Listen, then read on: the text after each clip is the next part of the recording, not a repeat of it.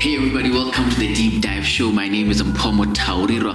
Our goal with this show is to bring you and I in proximity to the people and ideas that will show us that it is possible and it can be done. Now today, we have one of Botswana's most celebrated entrepreneurs. He is the founder and CEO of Launchit International. He is a radio host on RB2 FM, and he's the author of a disruptive book, Think Like an Entrepreneur, Act Like a Prostitute. By now, ladies and gentlemen, you should know who I'm talking about. This man has directly impacted 1,412 entrepreneurs in Africa and helped them launch their businesses. So ladies and gentlemen, help me in welcoming Goitsemang Khutsafalo. Welcome to the show, my brother. Thank you for having me. Thank you so much for honoring our invitation. Sure. I'm so excited to be here with you. Yes, all right. sir. I want us to really dive into today, and I want us to start here. In one word, how would you describe Goitsemang Khutsafalo in one word? I think, I don't know. One word is too short. I know, for sure. Yeah, I don't know what word that would be, but if you get one out, I'll appreciate it. But for you, okay, give us maybe an adjective or maybe just in one word. For example, I think for you, I would say progressive. I think in my own experience studying your journey, there's that beautiful progression, and you just keep going and going. I think for me, that's how I would describe you. I don't know if that comes close or it's extremely far. It is close, but I think there's a fundamental thing that fuels that, which is one thing I think now that you are speaking about it, I realized what would be my one word. That would be optimism or optimistic, because I have lived a life that you have no other choice. You have to see and embrace what's happening now, but don't lose sight of the vision and the passion and the things that you have to do. And part of being progressive is this hunger to keep trying no matter what's happening. And because you keep doing that, you get more opportunities to grow from where you are and what you're doing into many other levels of life. And you don't for a moment think that where you are finished. Doesn't matter whether it's a success or it's a failure. You just keep moving to the next thing you have to do. Doesn't matter if it's a success or it's a failure. I love that. And for the people that are watching, you talked about this just before we started rolling, that sometimes when we succeed, we get stuck on that chapter of this is me instead of progressing. Because I think that's also you can have played at a high level, but because you decided to pause on that chapter, you now unfortunately start delving into mediocrity. Exactly. Yeah. I think a lot of people assume failure is the destroyer of destiny, but I think success for a lot of people is a killer for their destiny, because for a moment you are in a new level that you've always prayed about. Probably never thought you'd get yourself there. And then when you get there, you stop hustling, you stop grinding, you stop giving the best value, you stop being optimistic, you stop respecting people, you stop respecting the work that you do, you stop respecting your clients. You are fine, really. There's nothing that moves you into doing what you had to do. And this is because sometimes we allow ourselves to be driven by hunger to do things. So our seriousness is in what we are going to get out of working hard. And it's not even about the fact that I'm creating value for people, and those people deserves the respect in putting in the thing we're doing for them. And for me, I think because it was mostly motivated by hunger. So when you're not hungry anymore, I mean literally hungry in your stomach, and the way in which you do your work, it reflects, your modus operandi changes, your drive changes. You don't show up in a lot of meetings. You don't show up in a lot of opportunities. You don't show up in a lot of platforms that before you had this. It used to be everywhere, and I can understand because having tasted a bit of acceleration here and there, I understand why people pause and they don't do things anymore. It's something that you have to really work hard to keep yourself in in the game and do what you have to do. Beautiful. I want us to touch on that actually, because I certainly don't think you're hungry, like you're like in the literal sense. I'm somewhat hungry. Obviously, you would say that because you're a very humble man. But what I want to ask actually is, how do you? Because I mean, you've been in this game much longer than a lot of people, and you've experienced. For me, I think you've experienced an immense amount of success. How do you keep yourself grounded? How do you keep yourself in check to not listen to your own PR? Yeah. And, I think for me, it's where God comes in, because God specifically told me what he would do the day I grow a big head. And he reminded me of who I used to be before he started helping me or showing me what he created me to be. So I think mostly it's a fear of who I would be the day I grow, a big head. A lot of people start seeing what a damn person actually am and who can't do anything, which is true. I can't. I'm a last born, for Christ's sake. The drive I have and the things I do, it's because God gives me first the idea of what to do, and then he funds that idea, and he just gives me the privilege of being the person who's a steward to be doing what I am doing. So that's where it comes from, to always stay grounded on that idea, that knowing that, look, I have, this is a rare privilege, an interview like this or whatever it is that it is, big or small. For me, it's always the responsibility of knowing that I'm here because I've been privileged to do it, and I can't take it for granted. And this is why I'm always grateful for, no matter what it is. People always ask me this on Facebook, like, dude, when small things happen, you post. I'm like, yeah. they are very big. I know for me, if I don't say, God, thank you for this $10, it's a platform I wouldn't want to find myself in, where I feel like, look, I made it. I don't want to do that at all. Yeah. Beautiful. I want us now to talk about Launchit. Can you walk us through what it is that you do and how you help businesses at Launchit International? Yeah, I've always been passionate about, conceptualizing things in the mind and then finding ways that you could bring all of that into reality. It has always been my life thing as a kid. I participated a lot in maths and science, projects and competitions. You would come up with, you would think of how to do a moving electronic and all of that. And all of that now becomes a habit of always listening to people say, I have this idea, I want to put it out. I have this that I have to put out, and also myself. So this is why when I grew up, I remember I was sitting in church at some point, and God gave me this idea, like, I want you to become the person that facilitates the movement of ideas into reality stuff. And he capacitated. Was it a dream? No, like, God doesn't talk to me in dreams. He talks to me like I'm seated here. Give me an idea and a thought and a phrase, a statement, an impression. And I look at it and as in, like, it's a very sensitive position to be in, because you are literally a midwife to all dreamers out there. And because of that, I've always been privileged with platforms that I invented that allows entrepreneurs, to facilitate the dreams that they have, practically everyone. So what Launchit is, it has now grown into an investment, group that invests in different, platforms that allows a lot of dreams to happen. Like, we started first with coaching entrepreneurs. We now have the largest entrepreneurship development platform in the country and in Southern Africa, which is Project 124.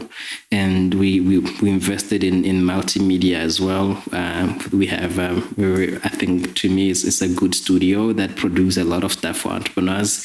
We have a lot of things that as the dream grows, you start seeing many things. And hopefully, I think one of my biggest passion is for God to give me a little bit amount of cash that I can use in putting in more entrepreneurs to test out the things I used to dream about as children. So because I do what I used to dream out as a child, and I think that's a powerful thing to do as an adult. Yes, sir. Yes, sir. We're gonna pause here for a break, and we'll be back with Goitsemang Khutsafalo.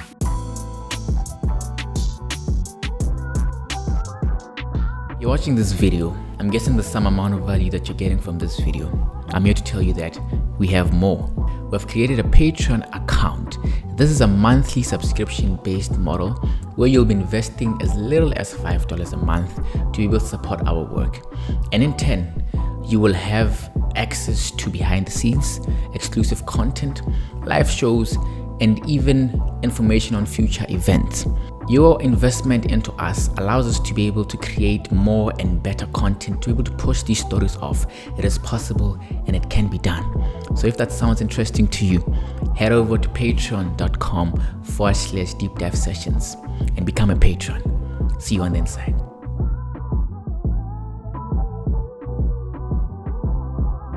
You're watching this video. I'm guessing the some amount of value that you're getting from this video. I'm here to tell you that we have more. We've created a Patreon account. This is a monthly subscription-based model where you'll be investing as little as $5 a month to be able to support our work. And in turn, you will have access to behind the scenes, exclusive content, live shows, and even information on future events. Your investment into us allows us to be able to create more and better content, to be able to push these stories off. It is possible and it can be done. So if that sounds interesting to you, head over to patreon.com/deep dive sessions and become a patron. See you on the inside.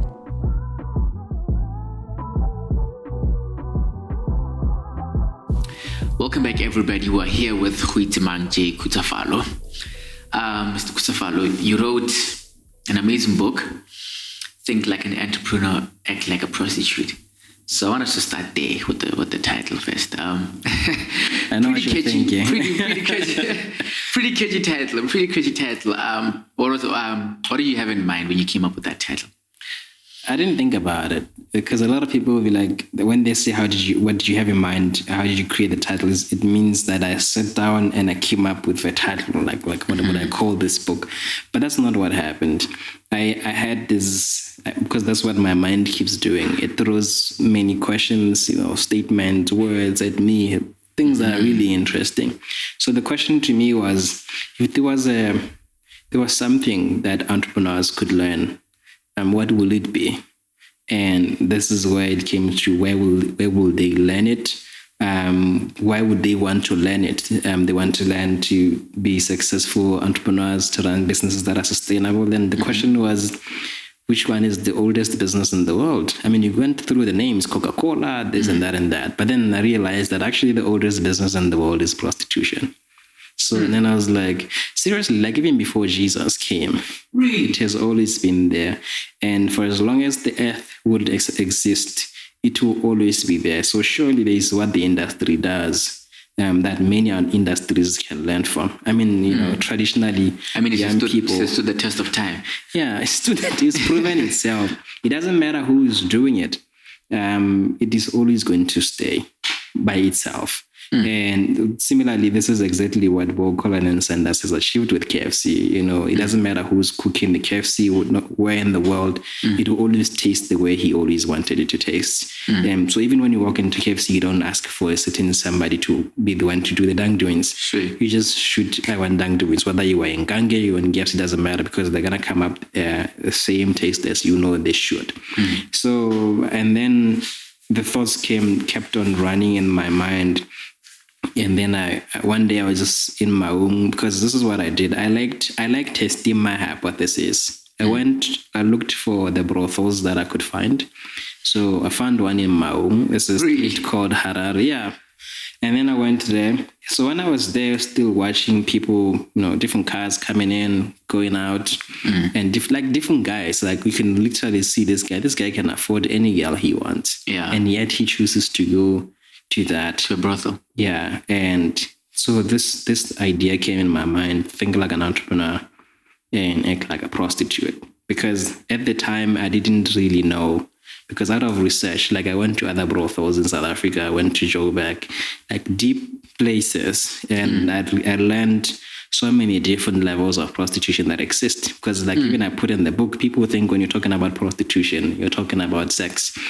And that's not what prostitutes think about. The prostitutes we know, that we see here, that are at the lowest of the food chain, that's what they do. But if you go into places like in Santia and you go into like Deep Joburg, you will learn a lot of things. So I took time, like 2 years of my life, just to closely look at prostitution, learn the ins and outs of it. Like you spent like 2 years. 2 years thinking about it. Even in church, it was like...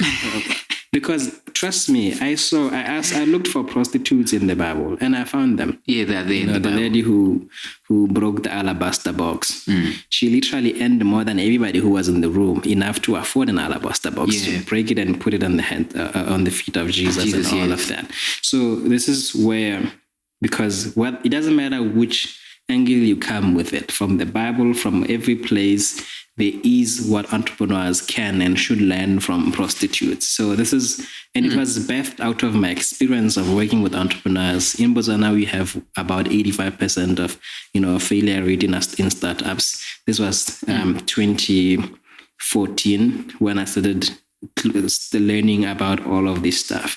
And I put up a book that does not necessarily suggest to entrepreneurs what they should do, but it shares an idea that if they start engaging with this idea, they start realizing many of the things that they can do for their own businesses. Because that's where, when I was doing this book and creating more content and doing deep research, I realized that, we only know the prostitution at the lowest of the food chain of what it is, because it exists in so many parts. So what is that lesson that prostitutes actually you want us to get out, to glean from as entrepreneurs?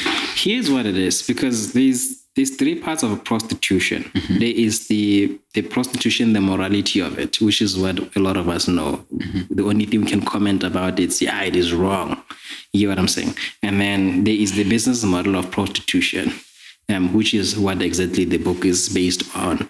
And there is the character of prostitutes, minus the morality of prostitution, whether you think it's wrong or right. When you look at it as a business that exists, and I know I don't sound like a Christian or I sound like I'm promoting prostitution, but I am not in any way doing that. I'm just saying I'm a person who have learned to be very open-minded, to look at things as they are without judging them. You can learn from anywhere. Yeah, and even people, like I learn from the people that most people don't, because my mind doesn't know, if you look like this, then I can't learn from you. If you are like this, then I can't. So I learn to relate with every creature of God and everything that exists in the world, because there's a lot of things to learn. So I learned that, like prostitution, this is the lesson of it. There is two different worlds of business. There's the conventional business world, the one we are used to. We call it the traditional business world, kana business as one. And then we have the unconventional business world. And this is the business world in which even the top 5 businesses in the world exist in. Right now, we're talking about a place where we're about to see the first trillionaire in the world. And this race has about 35 people, and it's going to happen as soon as 2024. We're looking at Elon Musk about to hit the whole thing. But if you look at all the billionaire club that has joined the game in the last 10 years, you realize a lot of similarities in these businesses that we are not doing. You look at Uber, for example. There's the largest taxi business in the world, but they don't own any single taxi. Facebook are the largest content creator in the world, but they don't create any content. You go into Airbnb, largest hotel in the world, but they don't even own a single hotel. Then think about it, because they are giving you something that you are not really getting. You hear what I'm saying? So this is where the book really, its premise. So the idea of it was, now if you look at a prostitute, and as an example, if there's a prostitute that comes to a client before this transaction, the prostitute's head has herself or himself. There are guys who do prostitution. People just don't know. They're called gigolos. I learned about. They're called what? Gigolos. Gigolos. Yeah, Google about weird word. How many stuff that happen in the industry. So that before transaction, the prostitute has herself or himself. and the client has the money. But then after the transaction, the prostitute still has herself or himself plus the money. And the big question you always have to ask yourself is then what is the client having after that transaction? People like nothing. No, there isn't. There is something that he got or she got. Pleasure. But she didn't really get it. Because that thing, even as much as it was sold to the person, can be sold again. But if I'm in the book business like this, it means I have to suffer the production costs. So I'm in the margin business. You get what I'm saying? So for me to sell this book, I must first spend the money. But after I've sold this book, it's gone. So I have to spend the same amount of money in order for me to have this next copy. But when you look at prostitution, you didn't even spend anything because you're using exactly what you've always had. I mean, it's not only prostitution. Prostitution does not mean the selling of, a body part. We all sell ourselves. It's just that some people chose to sell certain body parts of themselves. But we sell ourselves. We sell our minds. We sell our hands. We sell our mouths. We sell our eyes. We sell about almost every part of us. So this book is generally saying we all sell a part of ourselves with the world every day. So the big question is, are you selling yourself the right way you should? Because that's where it comes from. That's the future of the world. You're not going to be able to sell anything externally from you because machines are going to do that. The only thing you're going to have to sell in the world in future, it's what you already have in you or on you. We're going to pause here for a break and we'll be back with Mr. Khutsafalo.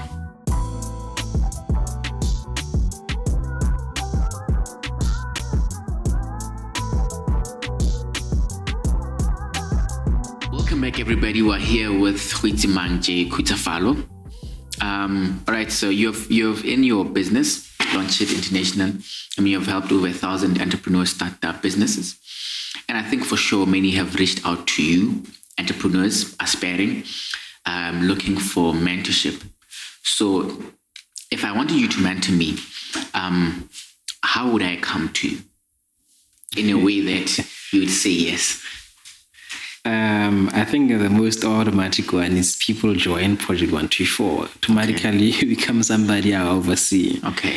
But here's how I understand mentorship, and I always try to have this said because I think it helps a lot of people understand.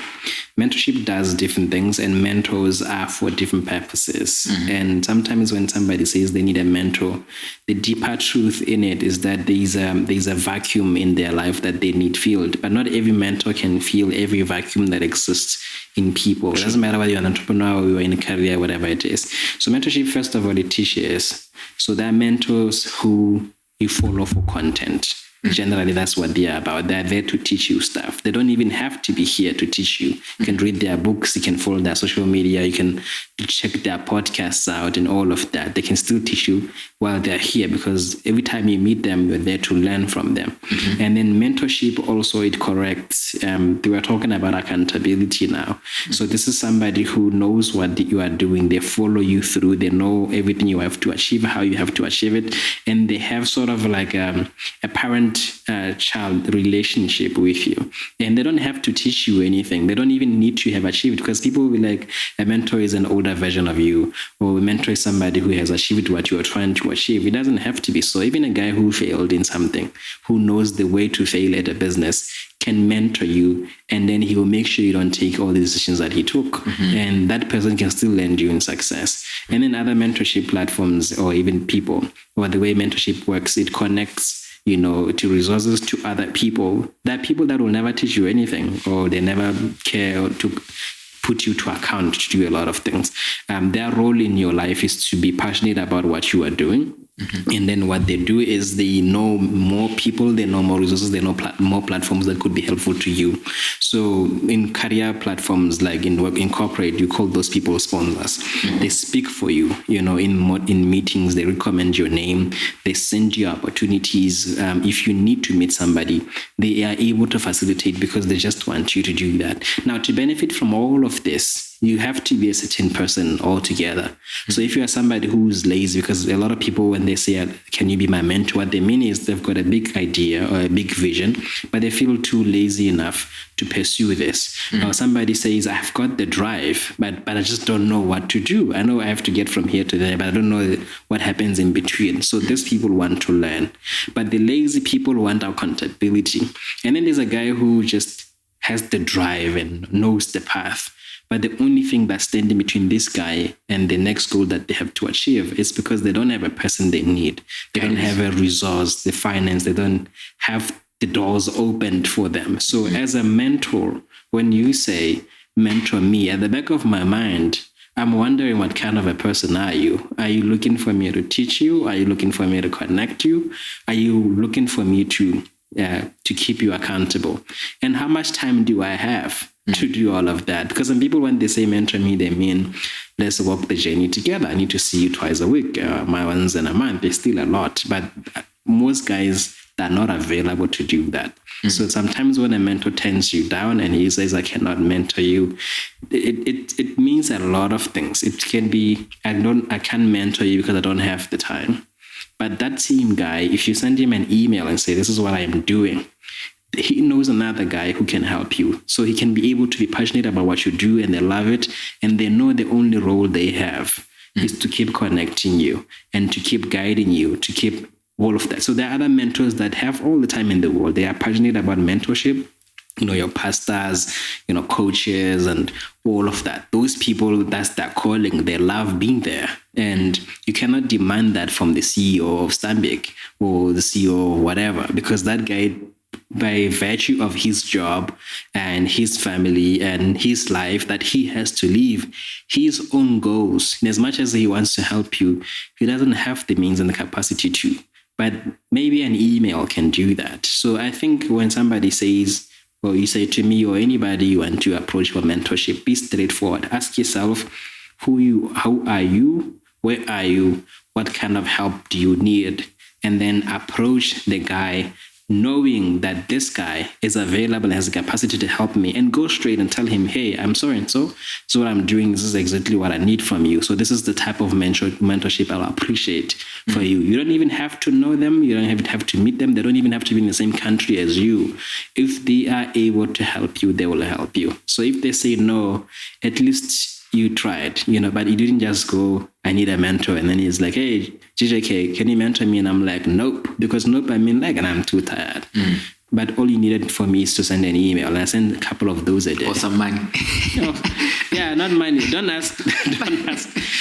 Money is not a thing you ask. Money is not a thing you ask. Never ask your mentors for money. Mentors know when you need money. Yeah, they usually prefer to volunteer the money. I think I've enjoyed such mentorship. I've enjoyed people say, here's a flight ticket. There's a meeting that's going on. I sponsored you to be a part of it. Or I saw you are using this kind of camera. I came the other day, you were shooting your stuff and I can feel your passion. I think you need to go to a certain stage in your life. And then without you knowing, they go out there, they get the equipment, they say, I think this is time to upgrade. Or they just don't do that. But if you go and say, my guy, I'm passionate about podcasts. I need a camera worth 30,000. Can you give me 30,000? I can tell you what you are communicating to that mentor without you knowing is that you're a guy who doesn't understand how this thing works. So never have a money conversation with your mentors, your inspirations. Don't ever inbox anybody on Facebook and ask him for money, no matter how tight it is. True. Beautifully elaborated. I want us to go this route. I saw a video of yours on YouTube. It was 2019 Africa Youth Entrepreneurship Summit. You were talking about entrepreneurship in Africa versus in America.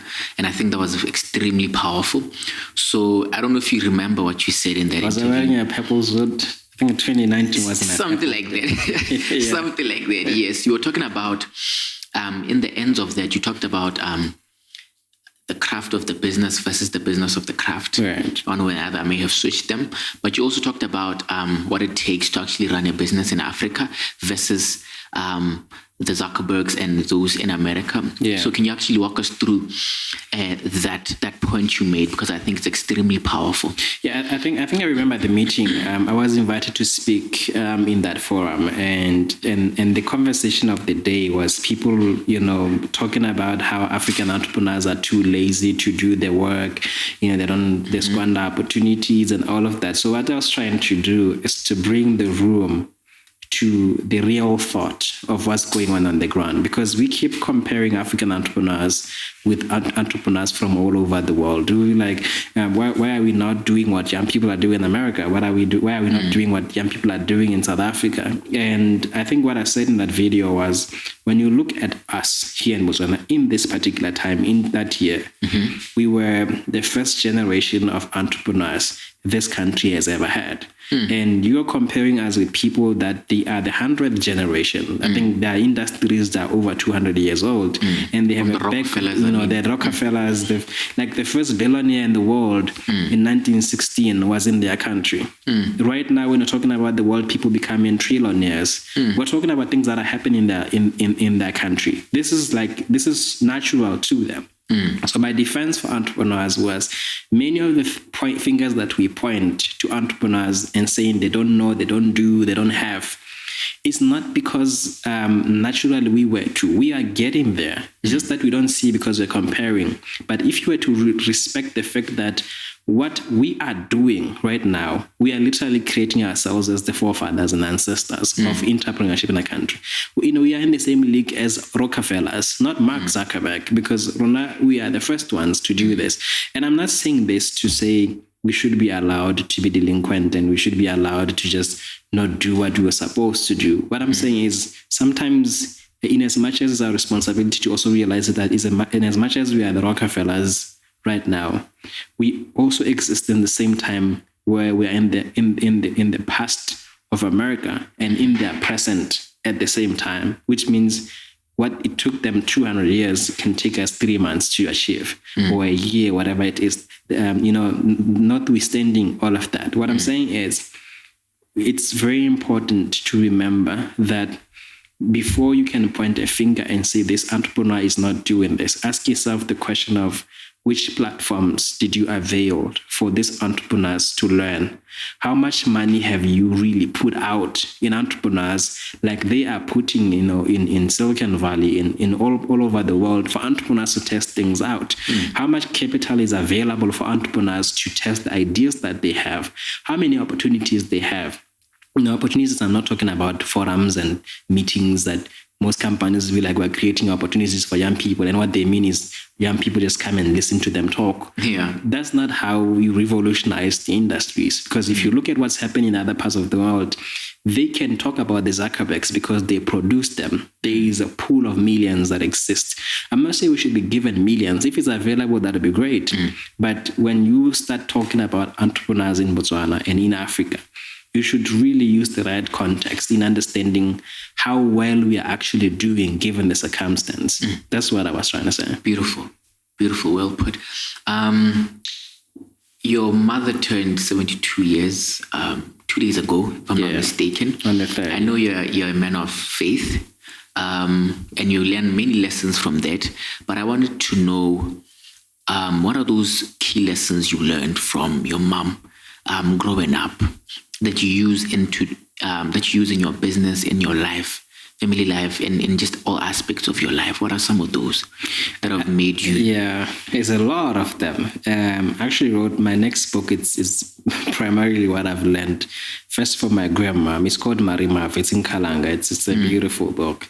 It tells the story of my mom, how, her own life on its own. She exists in a generation that didn't have documenters, but she would be a great Netflix documentary, because my mom, she was born in 1951, and at 19 years old, she had a brother, and that's the time when she had to leave her mom's home. And they were staying in Piliko at the time. And sometimes there was just too nomadic in their movement and staying. So she had to leave to look for more opportunities to do what she can. And she got to Mahalape at this time, and this is 1969, and she has no home, she knows nobody, she's just there as a young girl. You can imagine how that would be in our context today, or any context at any time, for a young girl to go out to a place just because she believes where she's staying, that's not the future she is envisioning of herself. So I was born by a woman who literally built herself from nothing. And she had 8 children. You know, the one thing that inspires me about my mom is how she has always valued her natural talents, because sometimes what you've always known and trusted to work to produce money for you may fail. And the only thing that can literally sustain you and what you are doing, it's what is in you, like I said earlier on, what God has given to you. So my mom, the first thing she taught me, apart from respecting people and valuing people, is valuing myself and the thoughts that I have and the talents and the abilities that I got. But the thing that I value more, is the university that her home was, which has taught me to abase, to be comfortable in less, and also be comfortable in abundance, because then it taught me not to define myself. Because these are words she actually said to me, that don't define yourself by what you see around you. Don't define by yourself by what I have failed to produce for you, because everything you can be or you are going to be, it's entirely what God has decided of you. And she said to me that when I was born, so many people suggested different names that they were to give to me. But she decided that we don't know what this child is going to be, because most parents, they can look at their kids and they already tell this is a gift, and they call them gift or kabel or masir or whatever it is. But as for me, my mom couldn't prophesy what I'm to be called. And she has to say, who knows what I'm going to be? And that became my name. And I like that, because then it gave me the opportunity to have a clean slate to define who I want to be. Even when she lost her job, I was doing something at 3, and this is deep poverty. I learned how to put bread on the table, selling her flowers and her jerseys all around Mahalape, being sent by her different homes to ask for stuff, which I didn't get to understand why parents would always send their children to borrow sugar when they are the ones who want it. So they were somehow like delegating the responsibility and the shame, because it's a very good model, because then the parents didn't ask for it in person, but then I'm just a messenger, so they can't shoot me. And you can't say no to a child. And you can't say no to a child, and then also you can't shoot me for coming and ask for sugar, because I was sent. I'm just a messenger, so it worked all the time. Although that may be the case, it put a lot of shame in a child that I was, because you're asking for stuff from your classmates, your schoolmates, and you know how other children are like. But the thing that I've learned to value, it's to realize that in as much as we don't have, I myself, I am not poor. So poverty is not my vocabulary. I just don't have. And doesn't mean I don't really have in my life. So people say we were poor, but I've never felt it.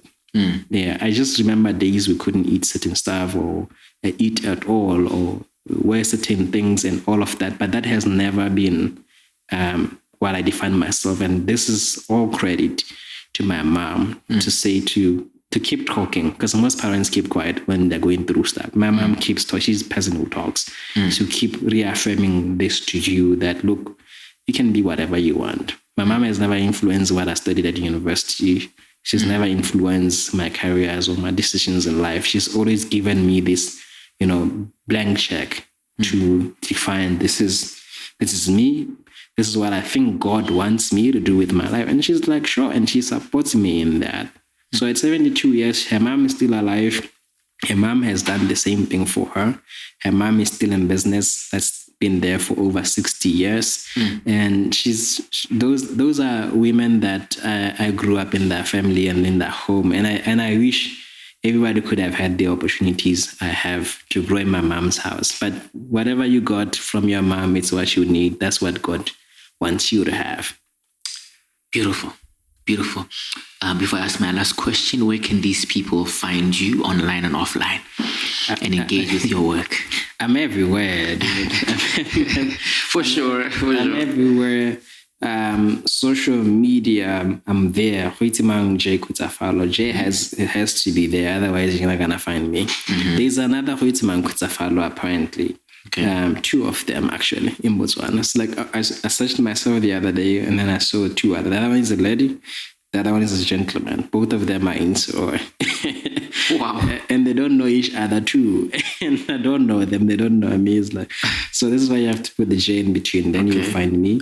I'm there on YouTube, Facebook, Instagram, LinkedIn, and you name it. The companies that I have created, all of the brands would appear if you search on any platform with my hashtag GJ Khutsafalo. You would see everything else that I do. GJ Khutsafalo. Beautiful. My last question is, how do you want to be remembered as GJ Khutsafalo?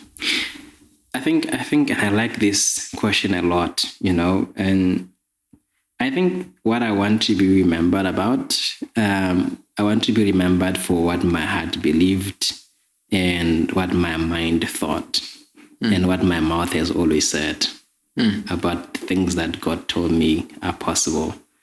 And that's all, really. I don't want to remember me by, he's the CEO of this, like that's great, but that's not it.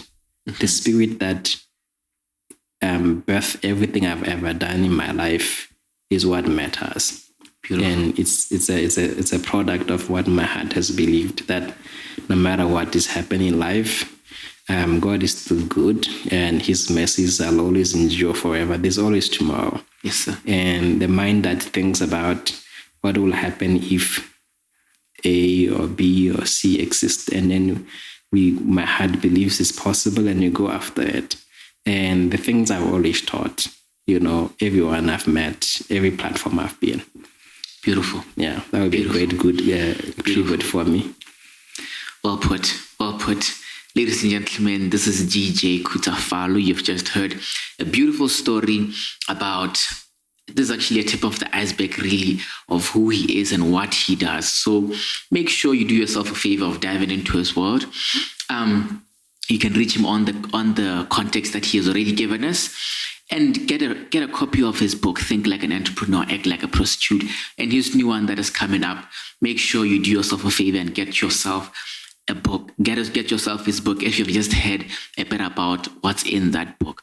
With that being said, ladies and gentlemen, make sure you like, comment below, and tell us what you think about this episode, and subscribe to the channel for more content. And we'll meet same time, same place next week.